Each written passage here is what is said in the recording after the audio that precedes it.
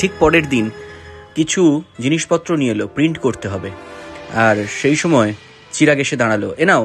হ্যাঁ ম্যাডাম, আমাকে ডেকেছেন? এ নাও এগুলো ধরো, এগুলো প্রিন্ট করিয়ে নিয়ে আসবে তো। এই ব্যাগে কিছু জিনিস রয়েছে, এগুলো প্রিন্ট লাগবে আমার। ঠিক আছে, আমি আসছি বলে চিরাগ বেরিয়ে গেল। সে দেখলো দুটো ব্যাগ, কিন্তু প্রিন্ট তো রয়েছে একটা ব্যাগে, প্রিন্ট করাতে হবে একটা ব্যাগের জিনিস। এই ব্যাগটা, ওরে বাপরে বাপ, এ তো অনেকগুলো টাকা। এত টাকা এই ব্যাগে কিভাবে এলো? ম্যাডাম হয়তো ভুল করে আমায় টাকাগুলো দিয়ে ফেলেছে। এটা টাকার ব্যাগ। এই বাবা, না না না, ম্যাডামকে এই টাকাগুলো ফেরত দিতে হবে। এই ব্যাগটা ভুল করেই আমার কাছে চলে এসছে। পরের দিন সকাল হলেই ম্যাডামকে এই ব্যাগটা ফেরত দিতে হবে, এটা যত্ন করে রাখতে হবে। যাই, প্রিন্ট করাতে যাই। পরের দিন সকালবেলা, ম্যাডাম এই ব্যাগটা না আপনি আমায় কালকে দিয়ে দিয়েছিলেন, এতে অনেকগুলো টাকা আছে, এটাতে কোনো প্রিন্টের কিছু ছিলই না। এই ব্যাগটা, এটা তো আমি তোমাকে দিইনি। হ্যাঁ ম্যাডাম, আপনিই দিয়েছিলেন। আরে আমি দিইনি, তুমি ভুল করছো, এটা তোমার টাকা। ম্যাডাম আপনি দিয়েছিলেন, আমার সামনে দুটো ব্যাগ দিয়েছিলেন, দুটো ব্যাগ দিয়েছিলাম, তুমি আমাকে শেখাবে?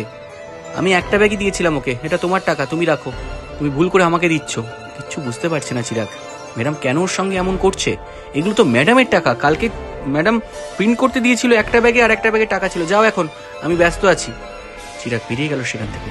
কিন্তু দিয়া এবার জিজ্ঞাসা করলো, আচ্ছা ম্যাডাম, আপনি বারবার করে এমন ভুল কেন করছেন? মানে টাকাটা তো আপনিই ওকে দিয়েছিলেন, আমি জানি, আমার চোখের সামনে আমি নিজে দাঁড়িয়ে থেকে ওকে দুটো ব্যাগ দিয়েছি আপনার কথা মতো, আর আপনি এখন অস্বীকার করলেন, আপনি মিথ্যে বললেন।